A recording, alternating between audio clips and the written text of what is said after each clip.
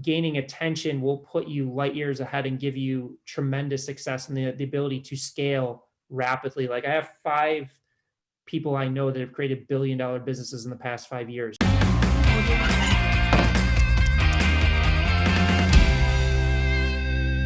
Hello, everybody. This is Jake Stenziano, host of the Wheelbarrow Profits Podcast, here with my co-host, the multifamily mentor, the coach, chef, father, six, the best-selling author, the G-Daddy. Now live, Gino Barbaro. Gino, how's it going? Mr. Stenziano, missing the pastels, huh, bro? Yeah, it's transitioning. Okay, it's going into fall here in East Tennessee, so we gotta be appropriate with it. You know what I mean, dude? We're talking about Florida today. Running away from California, the taxes suck in California. Come to Florida, everybody. I am a New Yorker who left 3 years ago, and I ain't looking back. That's all I got to say, Jake. Time to make your move before they label you an economic deserter. Look that up. That's all I got to say about that. So we have a very special guest today. Today's guest is Brendan Kane, author of Hook Point, How to Stand Out in a 3-second World. It's probably going down to 2 seconds after this show. Brendan is a digital strategist for Fortune 500 companies, global brands, and celebrities. In his book, he breaks down the most effective strategies to generate new opportunities, innovate, and scale businesses. I definitely want to take a deep dive into that and create a compelling brand online and off. So without further ado, Brendan, welcome to the show. Thanks for having me. I appreciate it. Hey, this is very relevant, especially with more and more people staying at home, being stuck on those electronic leashes. So before we get too far deep into it, let's get a little background on you and how you got your start in business. So how I got to start in business is I initially went to film school because I wanted to produce movies. And as soon as I got there, I quickly realized that they do not teach you anything about business in film school. So I figured that I would have to find a way to really learn about it. And I figured the best way to do that is by starting your own companies. And at the time, and it still holds true today, the most cost-efficient way to start a business was online. So while I was going to college, I was just experimenting and creating a few internet companies to really see what it took to get something up and running and to operate and manage it.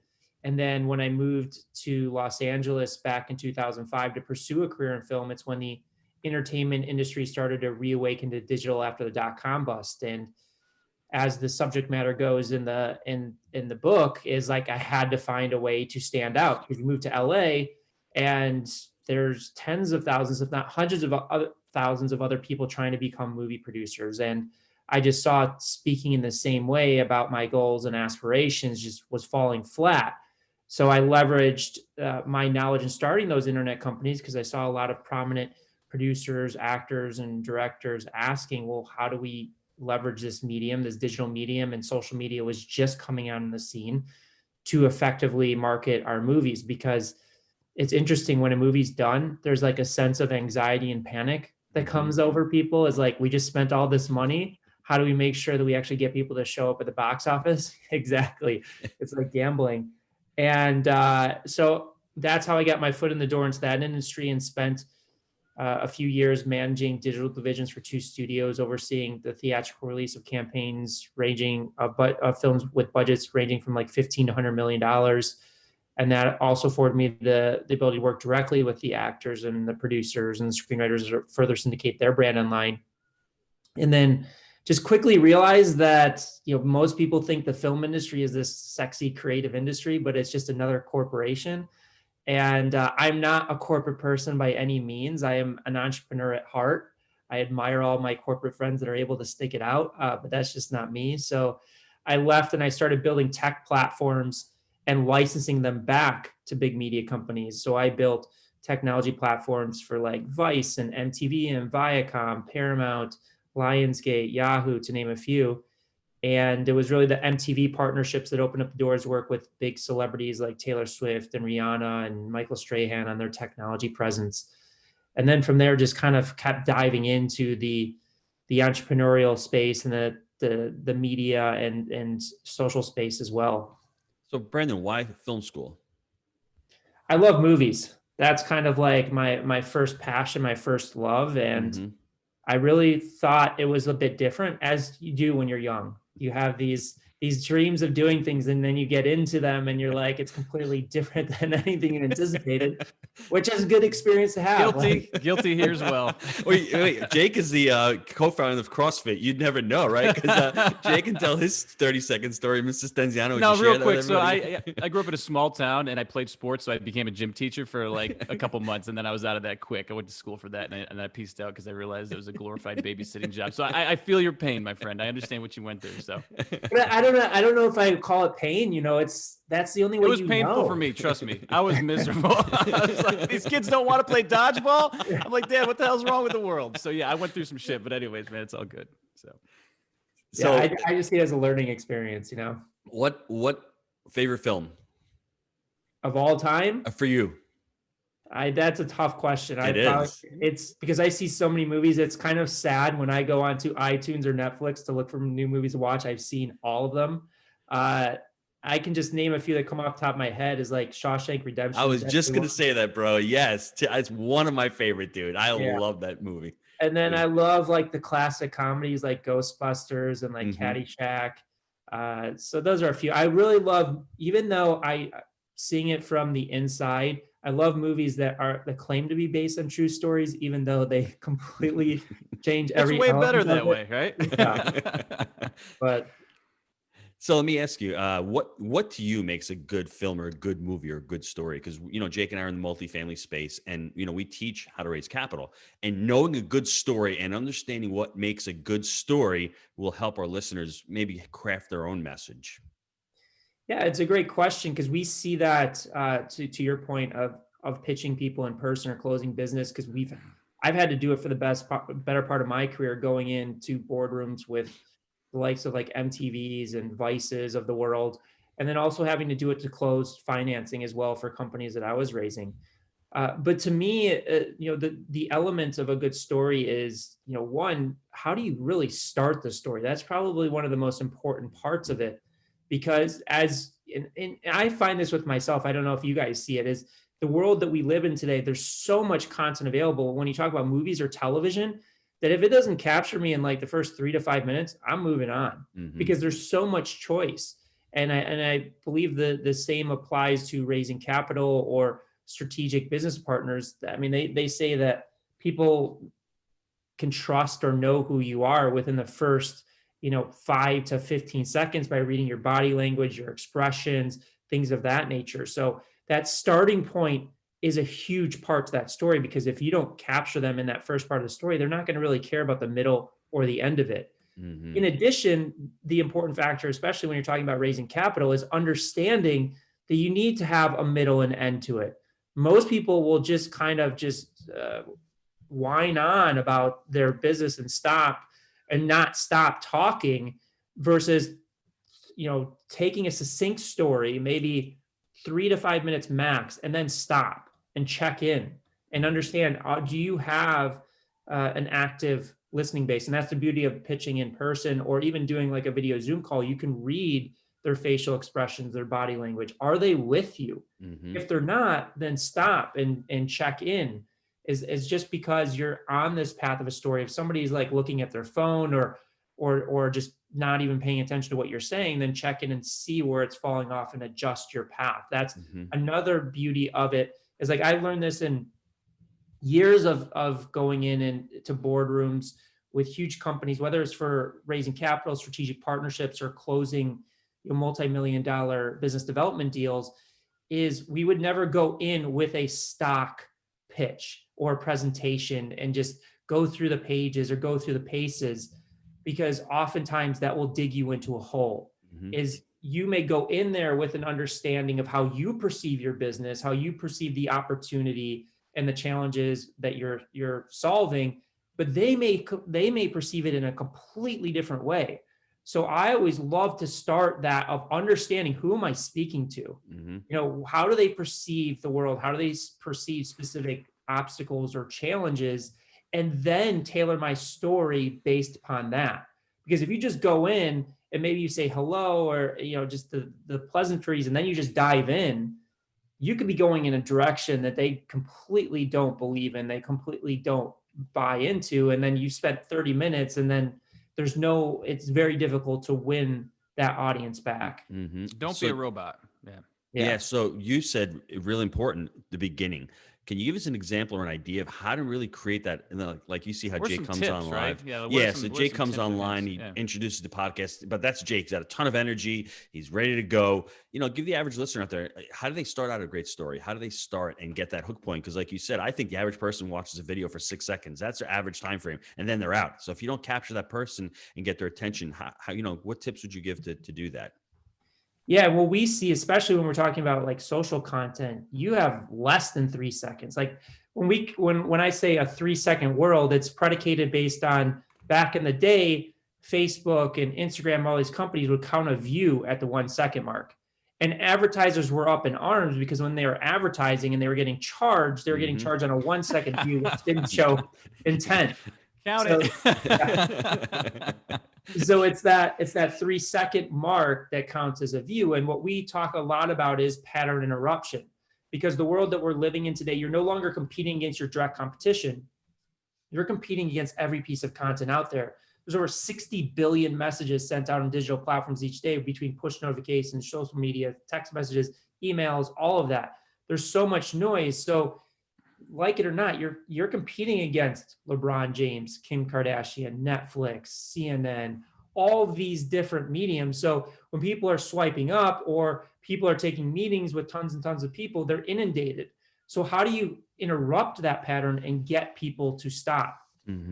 Now, some of the biggest mistakes that people make with that is oftentimes what they're doing is they're saying the exact same thing in the exact same way as everybody else. Everybody loves to think that their ideas and their business and service is unique, but it's all been done. It's all been said. Same thing in the film industry.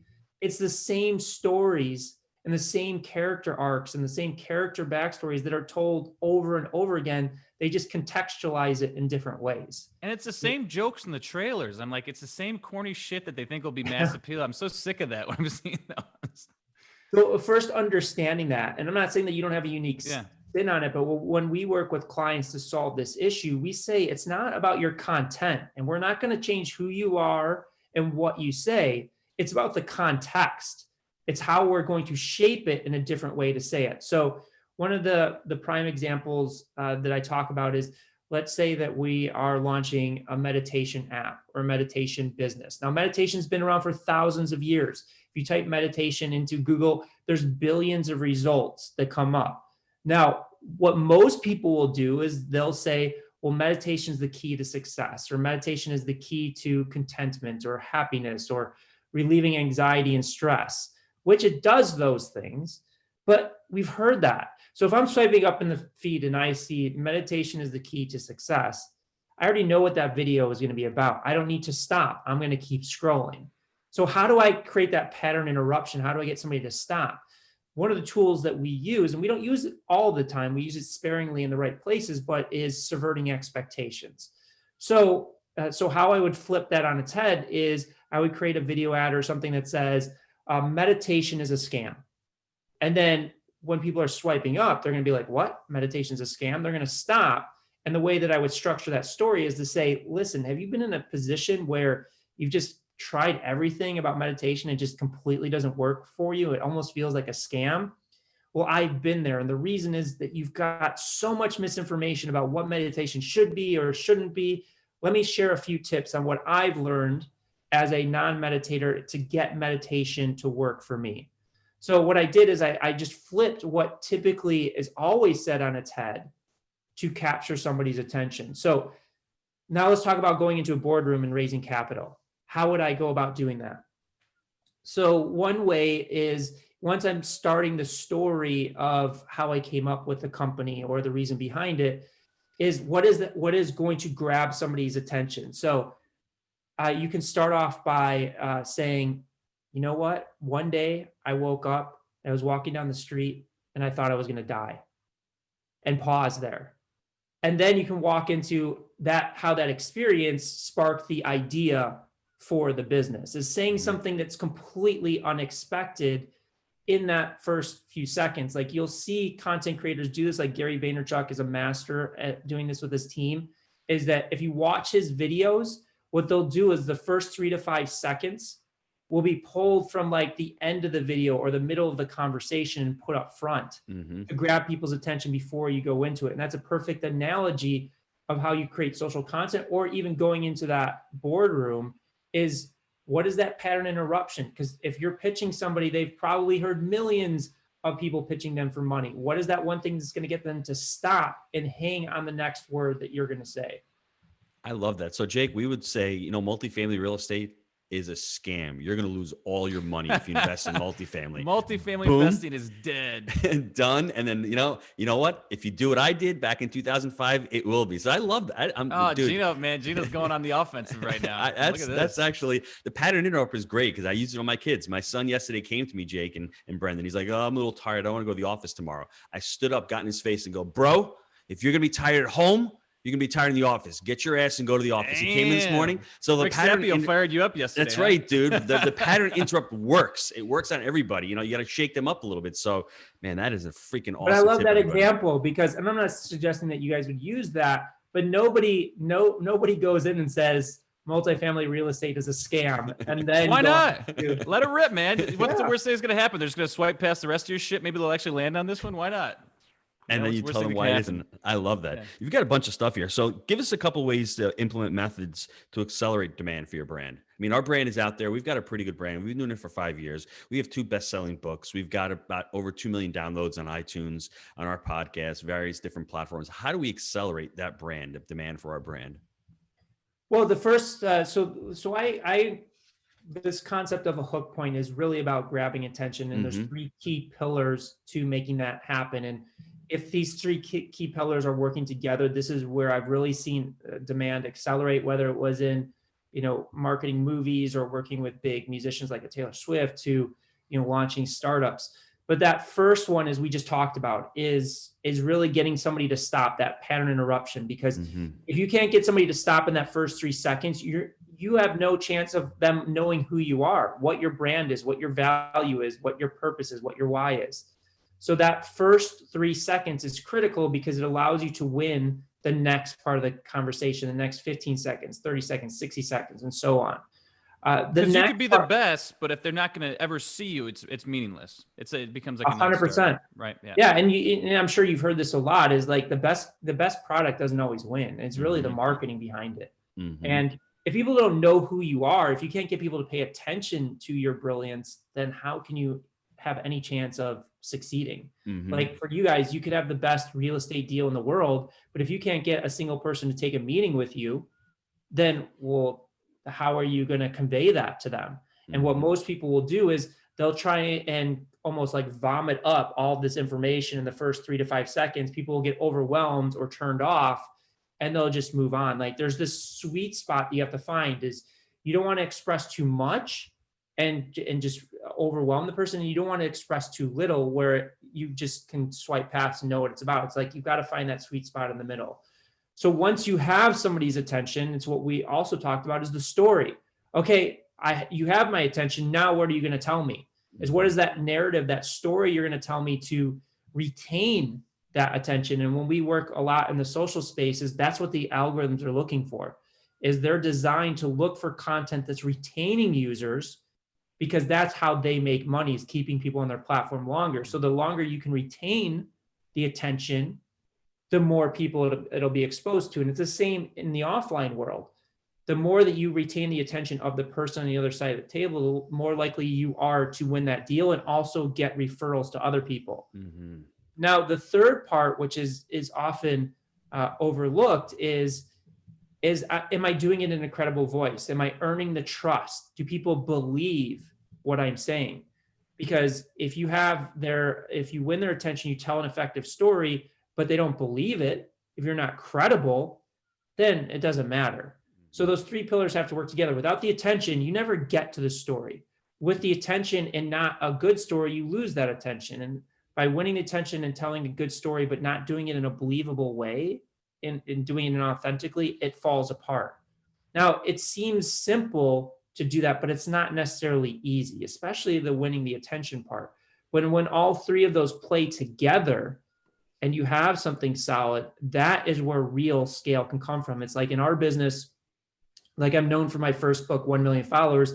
this is the same formula I apply to generating 1 million followers in 100 countries in 30 days.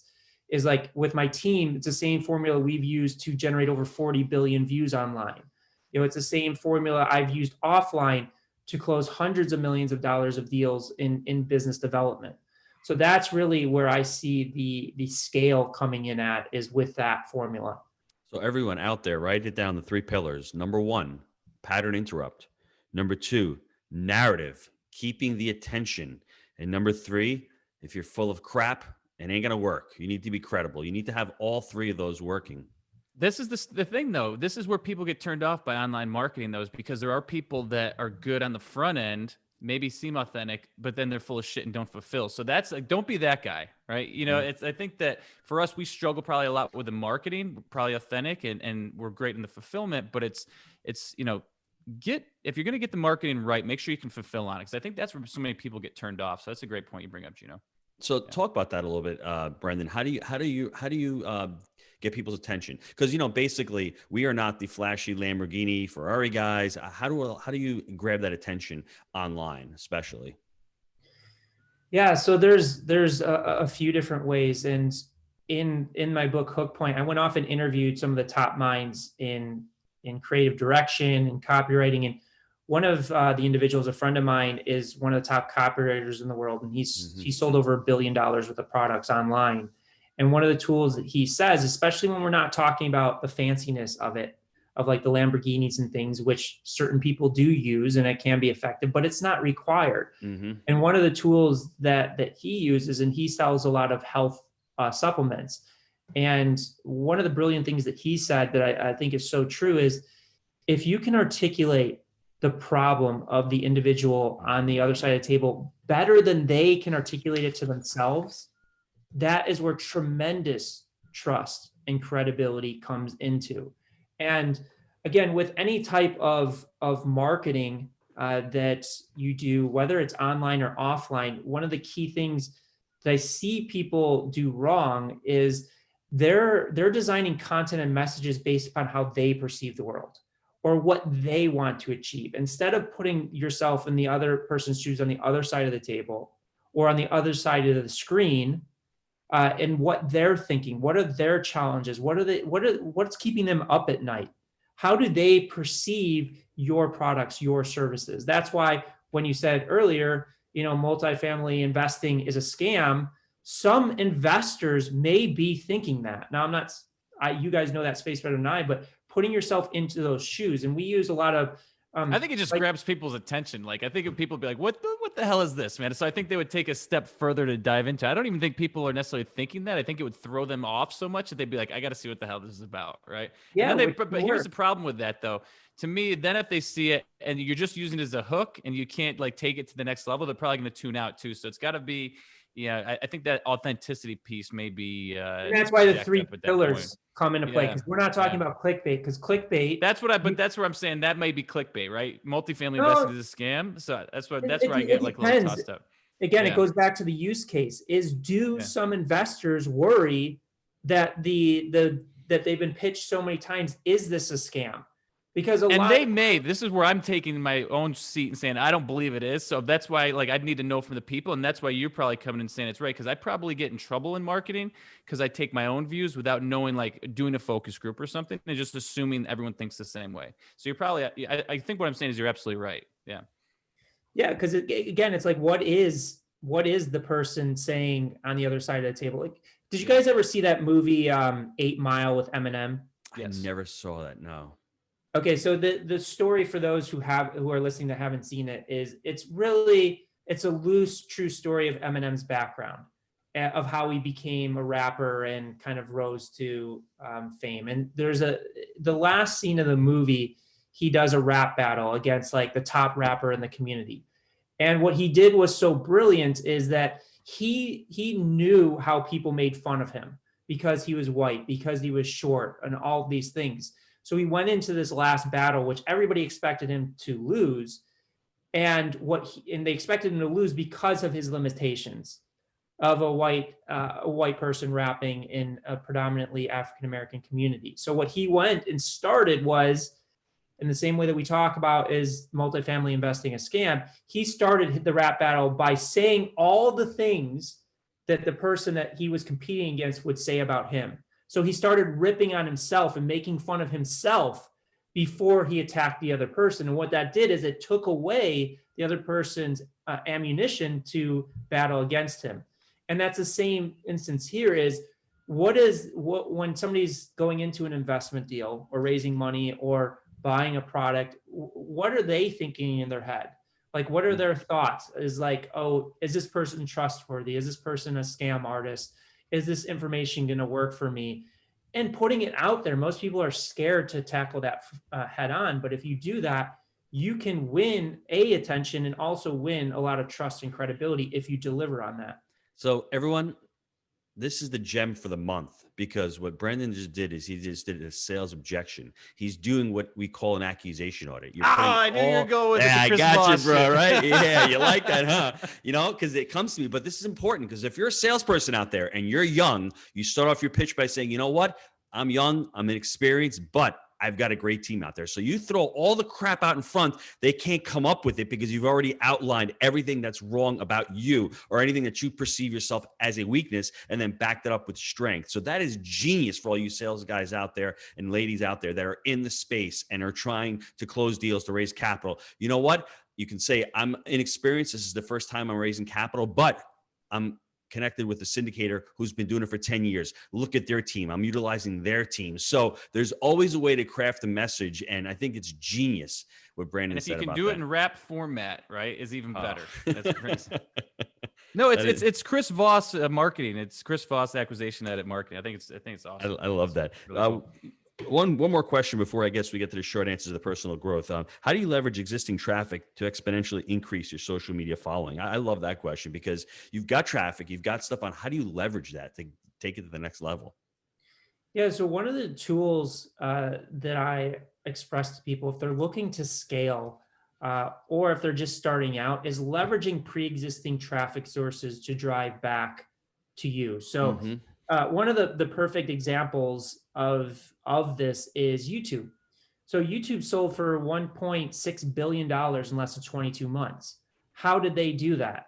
Well, they basically funneled all of MySpace's traffic. At the time, MySpace didn't have a video player. YouTube created one of the first embeddable video players for MySpace and got MySpace users to put it on their profile. And then once everybody saw that you had a YouTube video, then you clicked on the YouTube link and wanted to get your own. So they funneled all of MySpace's traffic. Now, Instagram did the same thing off of Facebook. Airbnb did the same thing off of Craigslist. So I always look at that analogy of, okay, who currently has the traffic source? How do you tap into it? In the real estate world, maybe it's not online, maybe it's a partner or somebody that knows investors that you can tap into. It's like, what are those traffic sources that you can tie into to drive back to your brand, to drive those leads into your business? Love that. Very nice. Very nice. What is your best habit for success? Constantly experimenting and learning. Test It's and never measure. stop. Yeah, test and measures constantly what we're doing. The entrepreneurial algorithm there. So expand on that a little bit, because a lot of people out there are fearful. And when you're fearful and you don't want to make a mistake, how do you get over that? For Jake and myself, we've made so many mistakes and we've gotten used to it. It's like, it's just another one, right? But I mean, for somebody starting out there and not wanting to look stupid on camera or not wanting to sound stupid, how do you get over that? I mean, it's a big limiting belief for a lot of people out there. Yeah, I mean, I still get fearful of choices and making experiments. Is understanding that fear is just an emotion and really diving in and understanding what is causing that fear. Is it real fear that's coming in the present? Like there's a tiger in front of you and you have to be fearful for your life? Or is it something from your past experience, from childhood or something that is bringing up that fear? And then once you can delineate between the two, then you can make the right choice. Is this a real fear that I need to pay attention to? Is it something that is trying to protect me and I'm in harm's way? Or is this just kind of a warning signals to say, hey, listen, you should be careful with this. You're not going to die off of it, or it's not going to risk you or your family's life, but pay attention to it. And then once you have that awareness, then you can make a choice. And, me doing this for 15 plus years is I still get fearful, but I've made the decision that I'm not going to let that fear dictate me. Is it still there? Is it still difficult to deal with? Sure. Hmm. But you have the ability to make that choice as, am I going to let that control me, or am I going to still move forward with the choice that I think is the best for my business or growth? I love that. I'll give you the perfect analogy. Jake and I were doing a 5-day Facebook challenge next week. So anyone who wants to check it out, it is on Multifamily Property Challenge group. Join the group. It's a private group. We've never done one before. We don't know what to expect. I'm not attached to the expectations, to the results of what happens, whether we sell $1 or $1 million. That's not my goal. My goal is to complete it, to see how well we did, and let's focus on the next one. It's always about the long game for us and trying to get better. If you can focus on that, don't worry about the goal, worry about the person you need to become to hit that goal, then you're going to do better. Because the first one is always, we've never done one before. So what do you expect? So I think we set the bar too high, and then when we don't get close to that bar, we think we failed. Just doing one from nothing. Jake and I can barely turn on a computer. Actually going live for 5 days and having content and being able to teach people, that's a win in and of itself. So don't be set up to the expectations or to the goal. Just try to get it done, learn from it. Like Brendan said, test and measure, and then you'll do fine on the next one. And you'll just continue to grow because you'll learn from those experiences. What's the worst thing that could happen? We might learn something. That's about it. So let's talk about scaling. Any tips for people scaling their business? Yeah, a lot of it has been the theme that we've been talking about today is if you really want to scale your business, the number one tool and asset that you have to learn is how to grab people's attention. Because without it, you can't succeed. And with it, it gives you all the opportunity in the world, no matter what medium we're talking about, whether it is organic social, paid social, whether it's offline business development deals. Is if you're looking to scale, figure out what makes somebody stop. Like one of the exercises I give people in the book is imagine you're given the cover of a prominent magazine in your niche, and the editor calls you and says, you're going to be on that cover. You're going to be the only person there. What is the title or the headline that you want that represents your brand, your product, or service? And then as you're doing that, imagine your core audience walking down a busy street, passing a magazine stand, and there's 50 other magazines on there. What is that headline that's going to make you stand out? And when doing that exercise, I say, don't come up with one, come up with as many as you can. Come up with 10, 15, 20. And then once you've hit a wall, push yourself even further. Because that's typically that discomfort will create unique ways of standing out, unique ideas, and then just test them all against each other. Most people will come up with one concept or one idea and they'll never test it and they'll be happy with the results. And maybe it's We're guilty successful of that, for them, but it doesn't scale to the level that they really can. Mm-hmm. So a lot of testing and measuring going on here. Talk about the last few months. How's your business changed through COVID? What are you doing differently? Any kind of key takeaways or tips and how you've been pulling through? Well, a lot of, I would say the shift is for my clients and understanding human behavior and how human behavior has shifted. Because COVID has shifted the way that we're all living in a dramatic way. So for example, I have a lot of clients who are focused heavily on retail revenue. So luckily we were set up for looking at how people interact in the future through online marketplaces like Amazon and Instacart and Shipt and things of that nature.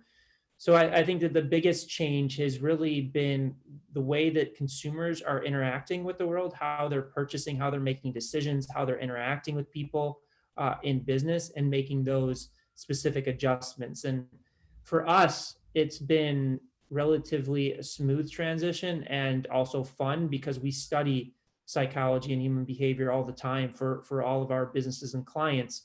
So it's really interesting to see how the consumer market has really shifted.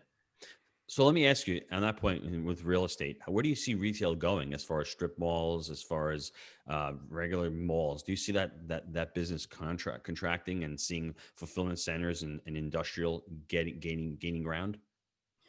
Yeah, so my brother is in real estate analytics on the commercial side, so he sees a lot of data on this, and that is where it seems to be trending. I mean, you see where the major real estate deals are happening in commercial. It's really the Amazons of the world that are going in and buying up warehouses and old malls and things of that nature for fulfillment. And Mhm. I think that really the future is predicated on the innovativeness of these small businesses and retailers. Is how do they adjust? Like I'm not sure how it is where you're at, but like LA is, they're getting smart. If they can't host consumers inside for dinners and stuff, they'll set up in the parking lot. Or how do major retailers adjust of transitioning their business to ordering online or picking up at store, or what do those in-store experiences look like? Those companies or businesses that innovate in this time will thrive in the future. But those that choose not to do anything, they just kind of throw their hands up and are like, I give up, I don't know what to do, or I'm powerless. Those businesses aren't going to survive. And it's sad to say, but I would say a vast majority of those businesses are not taking this opportunity to look at their overall business and how they can transition based upon where consumer behavior is at. Mhm. What about a book recommendation? I would say book recommendation. There's a great book called Contagious by Jonah Berger, who studied virality and why people share. It's not like a Corona joke, though. No. No, okay, just making sure. Well, it's kind of like it's based on that, but it's based on virality in a sense. But it's a Gotcha. great book that studies the psychology and human behavior of why people share things versus not share things. And that just got flipped up on its head, right? We'll leave that there. What project are you excited about right now? I think we're really launching this book right now because it's more timely than ever. One of the other big transitions that we've seen is as soon as COVID hit, the level of social media activity and usage of social platforms just went through the roof. Now, some of it is a little bit crazy because people are locked in their houses, and that kind of releases a tremendous amount of anxiety, tension, and emotion. But it's just the fact of where the consumption behavior is going, the competitiveness of the world, and just how gaining attention will put you light years ahead and give you tremendous success and the ability to scale rapidly. Like I have 5 people I know that have created billion-dollar businesses in the past 5 years, just mastering the art of gaining attention. So that's what's really exciting for me. Movie recommendation. What's that, Gino? Movie recommendation other than Shawshank Redemption. Eminem's movie. Gino's looking for something to do tonight. Dude, the movies are. I love the Avengers, but I mean, how many? Gino, I'll give it to you right now. Yellowstone is fucking amazing, and Peaky Blinders, I'm into that one right now. I know you like the Vikings. I mean, movies, there's only so much Vikings I can watch, dude. I'm on season 4. I love it, but every now and again, I don't want to see people dying all the time. You know what I mean? So Yeah. Oh wait, you're not asking me. You're asking Brendan. Yes, I am. There's a show on Apple Plus that I'm surprised by called Ted Lasso. That's pretty funny. And writing it down. It's not the most amazing movie, but it's pretty good. I watched it over the weekend. Is the new it's not really a Sherlock Holmes movie, but it's the Millie Bobby Brown plays the sister of Sherlock Holmes. Oh, And it's a Netflix movie, and it's pretty good. good. I'm gonna watch that. My kids love the Sherlock Holmes thing, so Yeah, they'll really enjoy it. All right, final question. What's the best way for folks to get a hold of you? So I'm on Instagram at Brendan Kane. Also my website, brendanjkane.com. And then also I'll give them a link to a free masterclass on this, gaining attention. We typically charge for it, but I want to give it to your listeners for free. If they go to hookpoint.com/masterclass, and it's basically an hour and a half of free content, just diving in how to develop these hook points, what they are, and all of that. So everybody, hook Gino, point. what's the hook point? First of all, what's the hook point? What get them in, bro. Oh, I Get thought 'em I was in. I thought the multifamily was a scam. So, anyways, Oh, well, that one. I yes. think that that's a great hook point to start with. Well, my favorite hook point is if it makes you money, it costs you nothing. That's the hook point right there, because we sell education, and education gets that, that stigma of, wow, you're paying for something. And obviously if you're investing in your education and I can save you a few bucks, did it really cost you anything? So I think there's a lot of different slogans that we can start utilizing much more effectively to it. So I just wanted to repeat that. It's hookpoint.com/masterclass. It's going to be down in the link in the Facebook. So everyone go out and check it out, because it's awesome. Hook point, 3 seconds. 1, 2, 3. It's gone, right, quick. Jake? It's gone. Poof. Mm-hmm. Yeah, and they can get the book at hookpoint.com as well. Awesome. Gino, any parting words today? I can recap real quick, Jake. 2005, Brendan heads out to LA. He's in college. He loves what he's doing, film school. He gets disillusioned. He's like, I'm not the corporate guy. This is not for me. I'm an entrepreneur at heart, but I love movies. So how can I monetize this? How can I start making money doing this? And then all of a sudden, I think it's a perfect storm. Social media starts taking off. The film industry is a dinosaur. They don't know how to pivot. And he starts creating these amazing businesses. And he starts writing books.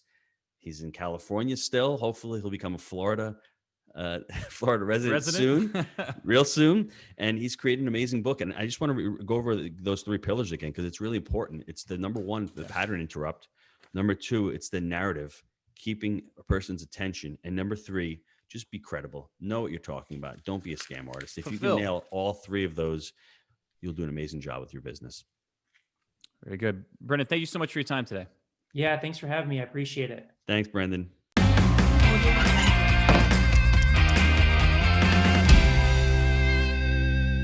Are you looking for ways to improve your life? Here at Jake and Gino, our mission is to empower students through financial education and the vehicle of multifamily investing. Yes, Jake. We agree that a person with financial intelligence can change the world for the better. We've created our proprietary 3-step framework, buy right, manage right, and finance right, that we teach to our community.